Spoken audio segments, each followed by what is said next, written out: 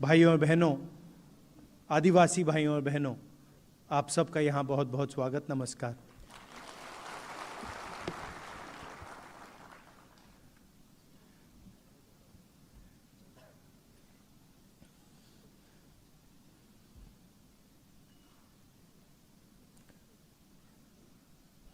शुरुआत मैं आदिवासी शब्द से करना चाहता हूँ।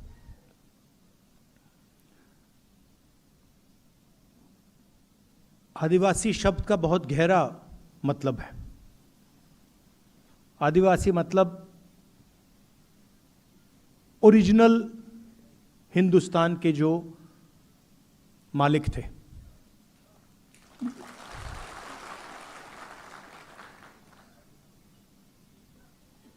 अगर आप यहाँ 1000-2000 साल पहले, 3000-5000 साल पहले आते तो सारी की सारी जमीन आदिवासियों के हाथ में थी। इस बात को कोई डिस्प्यूट नहीं करता, यह सच्चाई है। और आपकी पूरी की पूरी हिस्ट्री जो है वो एक प्रकार से आपकी जमीन खोने की हिस्ट्री है। पहले पूरे देश की जमीन आपकी थी।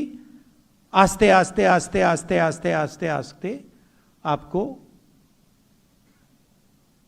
हटाते गए। और अब 21वीं सदी में एक नया शब्द आया है। आरएसएस और बीजेपी का शब्द है वनवासी। वनवासी का मतलब कि भाई आप ओरिजिनल मालिक नहीं थे।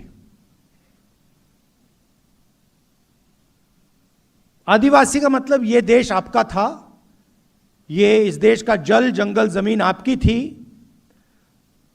वनवासी का मतलब नहीं, ओरिजिनल मालिक आप नहीं थे, ओरिजिनल मालिक कोई और था। जल जंगल जमीन आपकी नहीं थी, आप तो सिर्फ जंगल में रहते हो। बहुत बड़ा फर्क है। क्योंकि अगर आप आदिवासी हो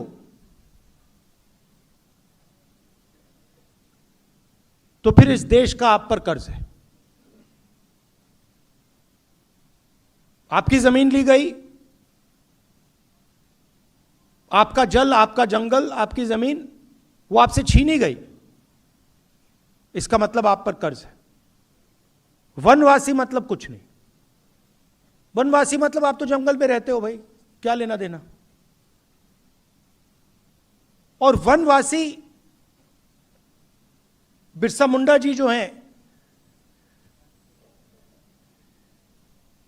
इनकी सोच पर आक्रमण है।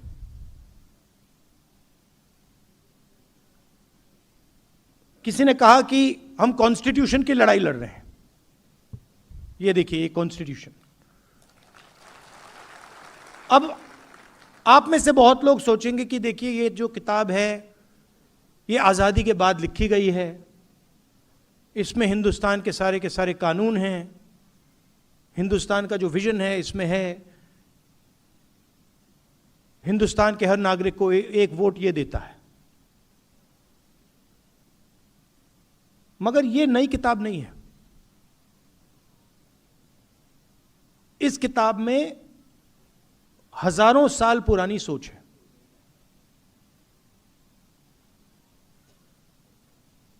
बीजेपी के लोग, मोदी जी बिरसा मुंडा जी की मूर्ति के सामने हाथ जोड़ते हैं, अंबेडकर जी की मूर्ति के सामने हाथ जोड़ते हैं, फूले जी के मूर्ति के सामने हाथ जोड़ते हैं, गांधी जी की मूर्ति के सामने हाथ जोड़ते हैं। मगर जो बिरसा मुंडा जी ने कहा था, जिस चीज के लिए वो मरे, उसकी रक्षा नहीं करते। तो इस किताब में बिरसा मुंडा जी की आवाज है। और जब बीजेपी इस आवाज पर आक्रमण करती है, जब आपको वनवासी कहती है, जब आपकी जमीन छीनती है, आपका जल छीनती है, आपका जंगल अदानी को देती है, तो सिर्फ संविधान पर आक्रमण नहीं कर रहे हैं, वो बिरसा मुंडा जी पर आक्रमण कर रहे हैं।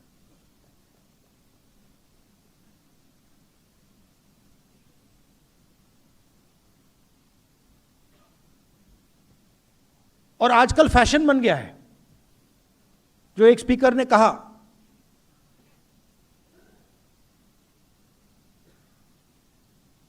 देश में जमीन किसकी जाती है?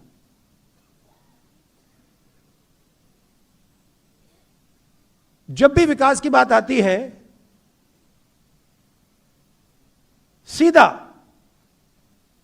आदिवासी की जमीन छीन लेते हैं। स्टैचू बनानी है, आदिवासी की जमीन छीनो। माइन खोलनी है, आदिवासी की जमीन छीनो। और फिर वापस कॉम्पनसेशन भी मत दो। मतलब आपके कोई अधिकार नहीं है, कोई हक नहीं है।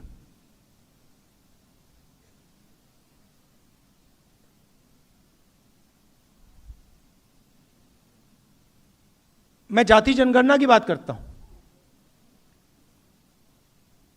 और जब मैं जाति जनगणना की बात करता हूं, आरएसएस के लोग,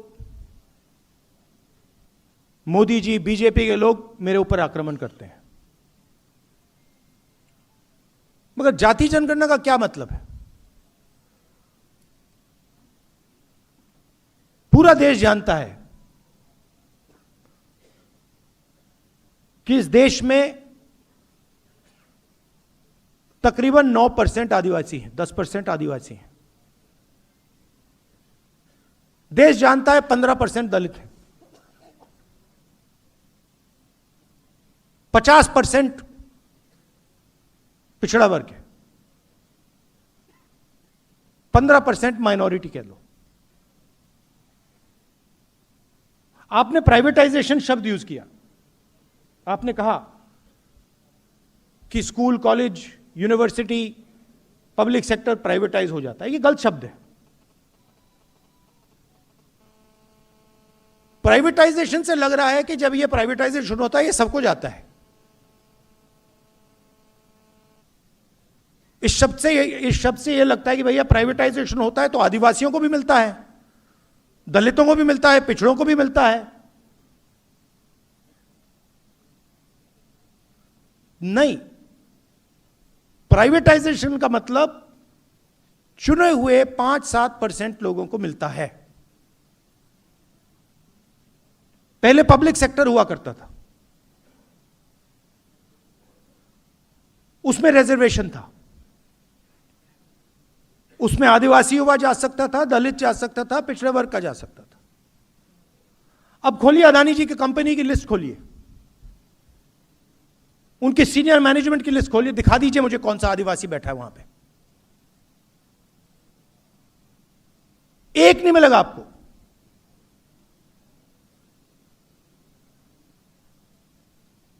बड़े बड़े ब्यूरोक्रेट्स की लिस्ट निकाल दीजिए। कुछ साल पहले धूमधाम से बजट का रिलीज हुआ, 11 अफसर खड़े थे, फोटो ली गई, और मैंने सवाल पूछा कि भैया ये जो 11 अफसर हैं, इनमें 90% का तो कोई है ही नहीं। मतलब पूरे देश का धन बांटा जा रहा है, लाखों करोड़ रुपए बांटे जा रहे हैं, और लाइन में आपको ना एक आदिवासी, ना दलित, ना पिछड़ा।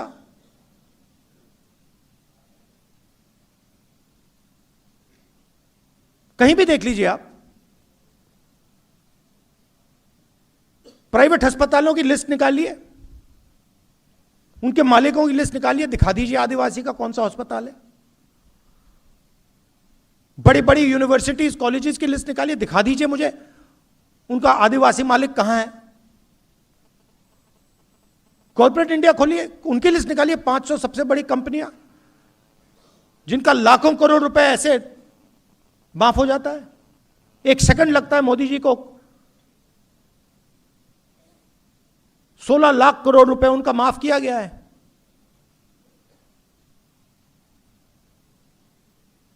उनकी लिस्ट निकालिए, मालिकों की लिस्ट निकालिए, दिखा दीजिए वहां पे कौन सा पिछड़ा है, दलित, आदिवासी, माइनॉरिटी, कहां है लोग उसमें। तो देश का पूरा धन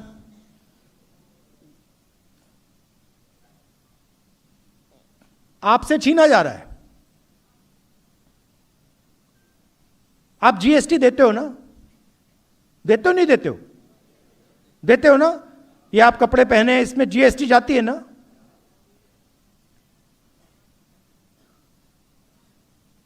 आपने अगर ये शर्ट खरीदी, जितनी जीएसटी उस पर लगती है, अदानी जी की भी उसी शर्ट पे लगेगी ना? लगेगी नहीं लगेगी? तो जितना टैक्स आप देते हो उतना अदानी देता है।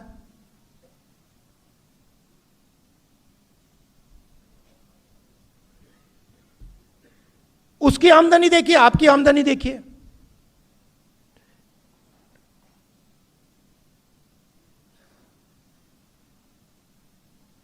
आप मुझे बता दीजिए, आप में से कितने लोगों का कर्जा माफ हुआ है? एक है यहां पे कोई व्यक्ति जिसका कर्जा माफ हुआ है? नहीं, एक नहीं मिलेगा आपको। पूरे देश में ढूंढ लो, आपको शायद एक आदिवासी ना मिले जिसका कर्जा माफ हुआ हो। और अदानी जैसे लोगों के लाखों करोड़ रुपए कर्जा माफ हो रहा है, रोज उसका कर्जा माफ होता जा रहा है।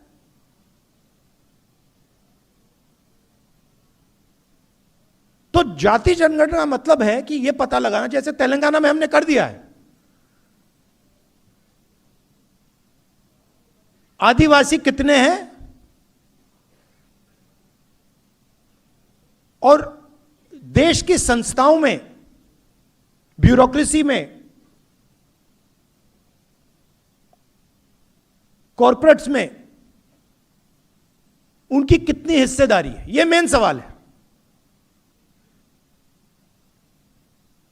आप 15%, आप 9% हो, दलित 15% हैं,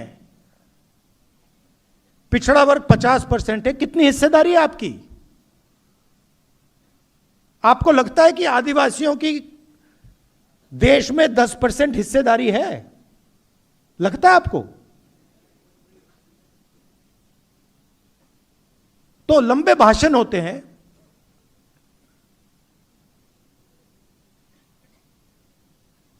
बिरसा मुंडा जी की मूर्ति के सामने ये लोग हाथ जोड़ते हैं, और फिर जब पावर देने का टाइम आता है या धन देने का टाइम आता है, चुप हो जाते हैं। कांग्रेस पार्टी ने मनरेगा किया था। मेरी एक कुछ दिन पहले केरल में डिस्कशन हुआ। एक व्यक्ति मुझसे कहता है कि ये जो आदिवासियों को, दलितों को फ्री में दिया जाता है, ये कब बंद होगा?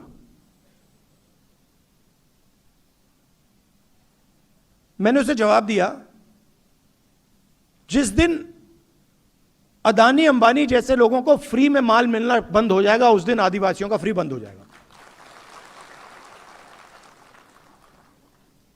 मतलब इनको दिखता भी नहीं है। मनरेगा में व्यक्ति को फ्री में कुछ नहीं मिलता, वो खून पसीना देकर मजदूरी करके उसको पैसा मिल रहा है और उसे फ्री कहा जा रहा है। और अदानी का लाखों करोड़ रुपए कर्जा माफ हो रहा है, वो फ्री नहीं है, वो विकास है, वो प्रगति है। किसकी प्रगति? 90% की प्रगति या 500,000 लोगों की प्रगति? किसका विकास? यह भी सवाल पूछना चाहिए। कहते हैं विकास हो रहा है, विकास किसका? गरीबों का, किसानों का, मजदूरों का या अरबपतियों का? हम पैसा कानून लाए, फॉरेस्ट राइट्स एक्ट, मनरेगा, भोजन का अधिकार, यह सब आपको प्रोटेक्शन देने का था। आपने भविष्य की बात की।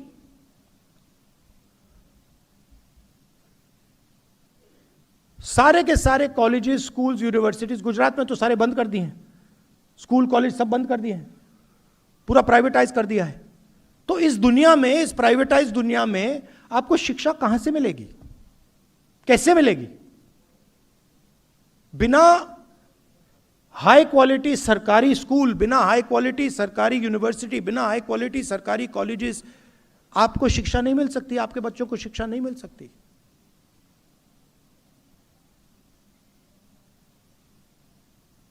तो अगर हमें आदिवासियों की मदद करनी है तो सरकारों को जो उनकी जिम्मेदारी है फिर से पूरी करनी पड़ेगी। सरकारी अस्पताल, सरकारी कॉलेज, सरकारी यूनिवर्सिटी, सरकारी स्कूल हाई क्वालिटी के, जिसमें आपके बच्चे जाके कम से कम पैसा देकर पढ़ पाए और कॉम्पिटिटिव रहें। मुझे काफी अच्छा लगा कि आप सब मिले और आपने आदिवासी विजन की बात की। भविष्य में हमें क्या करना है, आपका एक मैनिफेस्टो होना चाहिए कि हम देश में और गुजरात में आदिवासियों के लिए ये करवाना चाहते हैं और हम करवा के छोड़ेंगे।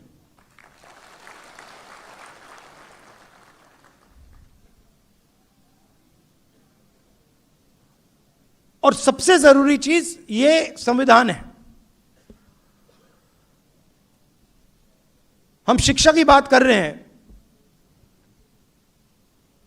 आज वाइस चांसलर्स की लिस्ट निकालिए, आपको सिर्फ आरएसएस के लोग मिलेंगे।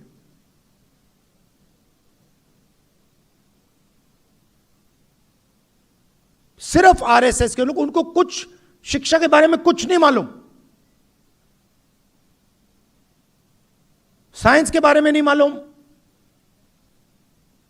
हिस्ट्री के बारे में नहीं मालूम, बस आरएसएस की मेंबरशिप है इसलिए वाइस चांसलर बन रहे हैं। और हिंदुस्तान की सारी संस्थाओं को इन्होंने पकड़ लिया है, घुस गए ये। तो आने वाले समय में आप लोगों को भी इन संस्थाओं को कंट्रोल करना पड़ेगा। जब तक आपके लोग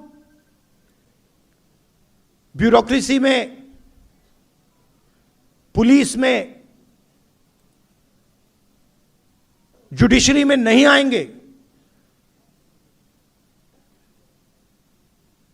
तब तक आपका फायदा नहीं होने वाला है। और यही आपकी रक्षा करता है। और ये लगे हुए हैं, मैं बता रहा हूं, ये लगे हुए हैं इसको खत्म करने में,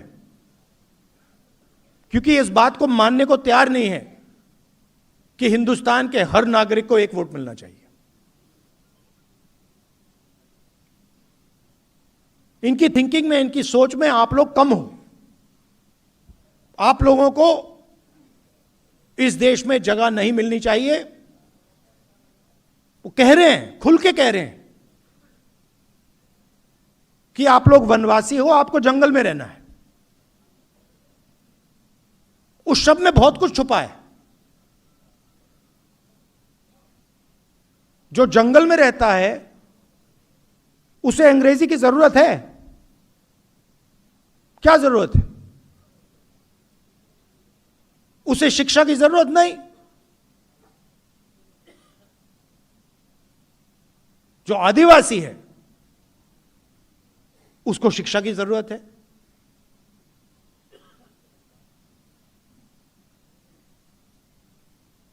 तो इस शब्द में पूरा का पूरा इनकी थिंकिंग छुपी हुई है। आपको कहते हैं वनवासी।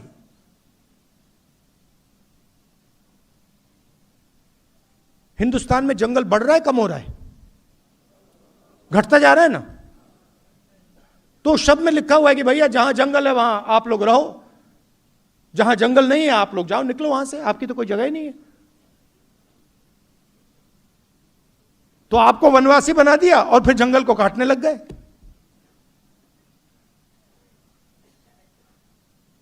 जब जंगल खत्म हो जाएगा फिर आप लोग मजदूरी करोगे। मगर अगर आदिवासी शब्द का प्रयोग किया गया तो फिर सवाल उठता है कि हमारा जंगल है, कैसे काट रहे हो, कैसे ले रहे हो, हमारा जल है, हमारी जमीन है, कैसे ले रहे हो, बिना पंचायत के पूछे कैसे ले रहे हो, धमका के कैसे ले रहे हो। फिर ये सारी बातें शुरू हो जाती। इसीलिए ये चाहते हैं कि आप लोग वनवासी बनो, अपना हक मत मांगो, अपने बच्चों के लिए शिक्षा मत लो। आप लोग या जंगल में रहो और जब जंगल खत्म हो जाएगा फिर मजदूरी करो। ये हम नहीं चाहते। हम चाहते हैं कि इस देश में जितनी जगह दूसरे लोगों को मिलती है उतनी आपको मिले। बेहतरीन कॉलेजेस और यूनिवर्सिटीज में आपके बच्चे पढ़ें।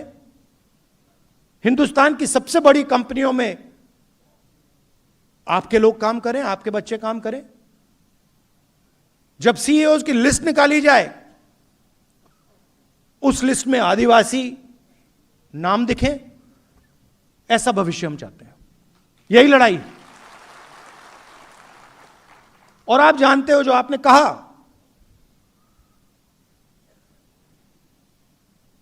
कि मेरे दिल में, मेरे परिवार के दिल में, कांग्रेस पार्टी में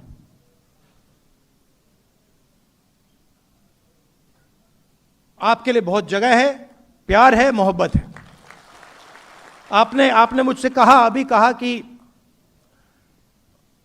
आदिवासी एरिया में मुझे यात्रा करनी चाहिए।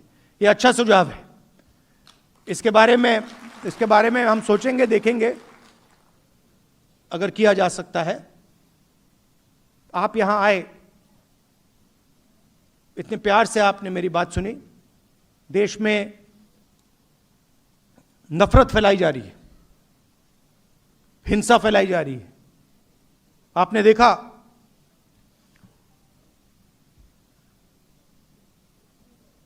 ईरान में युद्ध हो रहा है। देखा, प्रधानमंत्री भाग गए थे पार्लियामेंट हाउस से। देखा आपने? देखा था?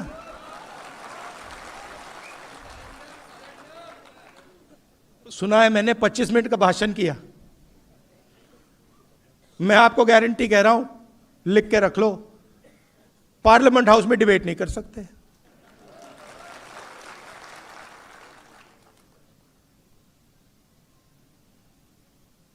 कॉम्प्रोमाइज हो गए। आप देखिए अमेरिका के साथ, थोड़ा सा मैं आपको बताता हूं। अमेरिका के साथ इन्होंने डील किया, यूएस डील। उसमें पहली बार हिंदुस्तान के प्रधानमंत्री ने, किसी भी प्रधानमंत्री ने, कृषि का सेक्टर खोला। किसी भी प्रधानमंत्री ने आज तक कृषि का सेक्टर नहीं खोला। उसका कारण है क्योंकि हमारे जो खेत हैं वो छोटे खेत हैं। आप जानते हो 5, 6, 10 एकड़ के, 1 एकड़ के, 2 एकड़ के खेत हैं।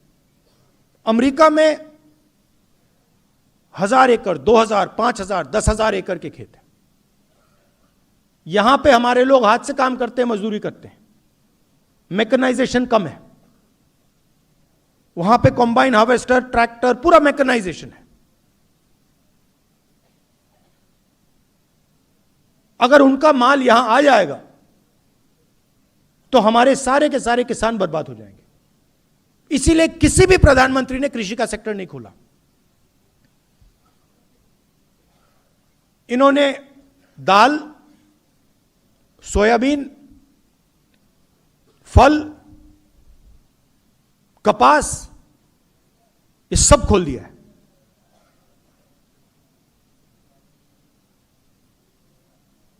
4 महीने के लिए नहीं खोलना चाह रहे थे। 4 महीने वो फंसा हुआ था और मैं पूछ रहा था क्यों फंसा है।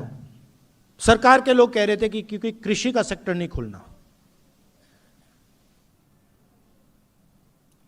हिंदुस्तान का पूरा डेटा जो है, जो इस देश की पूंजी है, आप 21वीं सदी में, 20वीं पिछली सदी में जो तेल की जगह होती थी, 21वीं सदी में वो डेटा है। जिसके पास डेटा है उसकी प्रगति होने वाली है। पूरा का पूरा हिंदुस्तान का डेटा नरेंद्र मोदी ने अमेरिका को पकड़ा दिया।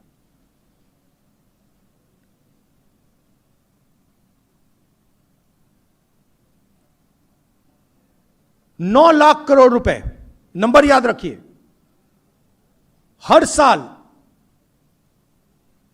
हिंदुस्तान अमेरिका से 9 लाख करोड़ रुपए का माल खरीदेगा। 5 साल के लिए हर साल 9 लाख करोड़ रुपए। आप सोचिए, अगर हम अमेरिकन कंपनी से 9 लाख करोड़ रुपए खरीदेंगे तो हमारी कंपनियों का क्या होगा, हमारी छोटी कंपनियों का क्या होगा, हमारे स्मॉल मीडियम इंडस्ट्री का क्या होगा।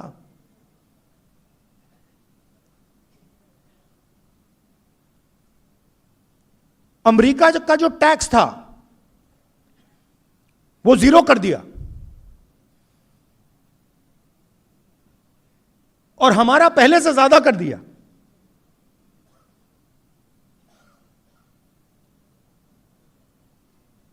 और चौथी और सबसे गंभीर बात, हिंदुस्तान के प्रधानमंत्री ने ट्रंप से कहा कि हम बिना आपसे पूछे तेल और नेचुरल गैस नहीं खरीदेंगे। अगर आप कहोगे कि रूस से नहीं खरीदना है, हम नहीं खरीदेंगे। अगर आप कहोगे ईरान से नहीं खरीदना है, नहीं खरीदेंगे। अगर आप कहोगे इराक से नहीं खरीदना है, वेनेजुएला से नहीं खरीदना है, हम नहीं खरीदेंगे। आप बोलो, जो आप हुक्म करोगे हम पूरा करेंगे। ये 4 चीजें नरेंद्र मोदी ने डोनाल्ड ट्रंप को दी हैं। लिया कुछ नहीं। अमेरिका हमसे माल नहीं खरीदेगा। अमेरिका को पेट्रोल गैस खरीदने से पहले हमसे नहीं पूछना। उनका टैक्स कम हो गया, हमें कुछ नहीं मिला। क्यों? क्योंकि डोनाल्ड ट्रंप ने नरेंद्र मोदी को कंट्रोल कर रखा है। कैसे? एप्स्टीन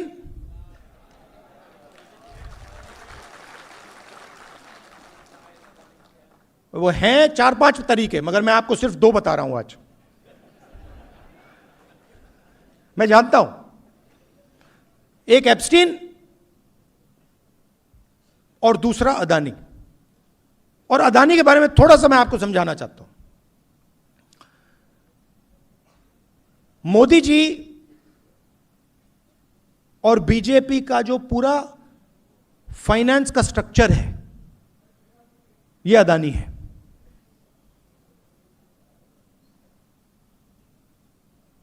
अदानी आम कंपनी नहीं है, इस बात को आप समझिए।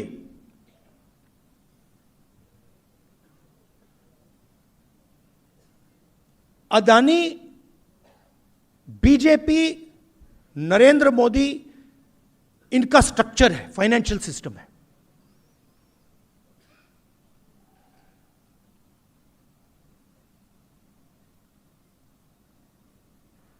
पोर्ट पकड़ा दिए, एयरपोर्ट दे दिए, सीमेंट की कंपनी दे दी, मुंबई का एयरपोर्ट उठा के दे दिया, solar power, wind power, infrastructure, सारा का सारा इस व्यक्ति को दिया। क्या लगता है आपको, यह काम फ्री में हो रहा है क्या? फ्री में हो रहा है? नहीं, फ्री में नहीं हो रहा।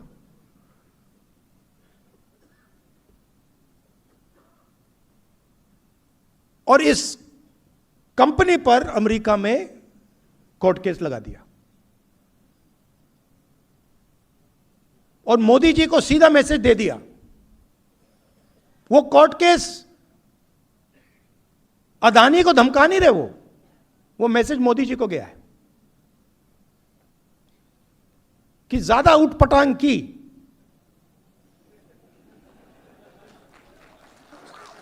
हिंदुस्तान के लोगों के साथ ड्रामा करना कर लो, हमारे साथ ड्रामा किया ना तूने, फिर देखना। पूरा का पूरा रिकॉर्ड उनके हाथ में भाई।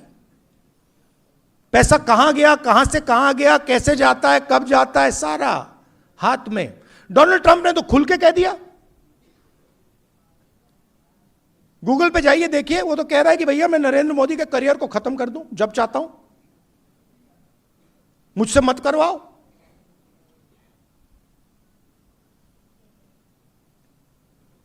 तो कंट्रोल उनके हाथ में है। प्रधानमंत्री 100% कॉम्प्रोमाइज्ड है।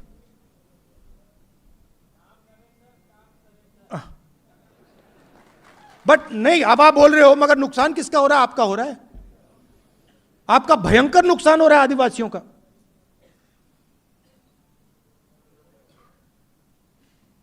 जमीन आपकी जा रही है, जल जंगल आपका सब जा रहा है, कॉलेज यूनिवर्सिटी जा रही हैं, सारा का सारा प्राइवेटाइज हो रहा है।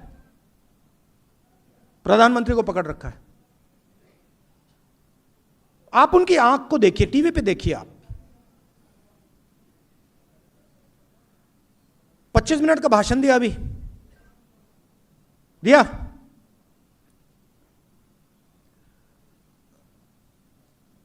आप बताइए, अमेरिका के खिलाफ कुछ बोला? कुछ बोला? एक शब्द बोला?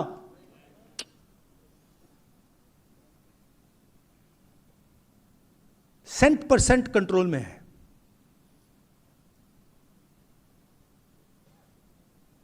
और आप देखते जाओ, जो भी होगा अब वो हिंदुस्तान के फायदे के लिए नहीं होगा, अमेरिका के फायदे के लिए होगा। देख लेना आप, आपको दिखेगा। एक बार बंदा कॉम्प्रोमाइज हो जाता है, आदमी कॉम्प्रोमाइज हो जाता है, फिर बात वहीं खत्म हो जाती है। आप देखना, अब नरेंद्र मोदी जी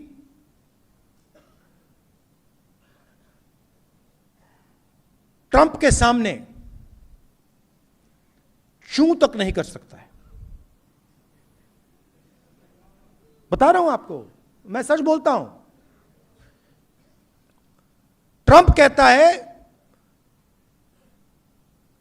कि हिंदुस्तान और पाकिस्तान का युद्ध उसने रुकवाया। आप देखो क्या अपमान, हमारी सेना का अपमान कर रहा है।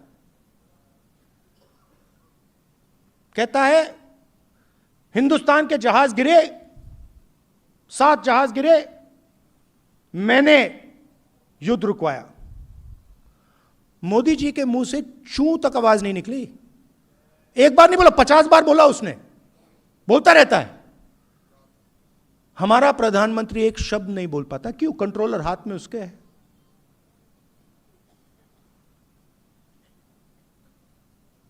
और अंत में जब मोदी जी का कंट्रोल उधर है तो सबसे ज्यादा चोट आपको लगती है,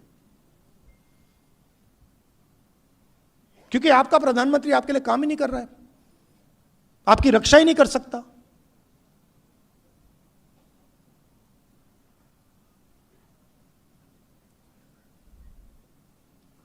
ज्यादा लंबा बोल गया, तो थोड़ा मैं आपको बताना चाह रहा था, थोड़ा दूसरी इशू के बारे में भी बताना चाहता था। मगर मेन बात है भैया, इसको हम सब इसकी रक्षा करेंगे, इसको नहीं छोड़ना हमें, क्योंकि इसकी रक्षा में बिरसा मुंडा जी की विचारधारा की रक्षा है, आदिवासियों की रक्षा है, हिंदुस्तान के गरीबों की, किसानों की, मजदूरों की, सबकी रक्षा है। जिस दिन यह गायब हो गया उस दिन कुछ नहीं बचेगा हमारा, आपका, आदिवासियों का। बहुत बहुत धन्यवाद, नमस्कार, जय Hind. Subscribe to One India and never miss an update. Download the One India app now.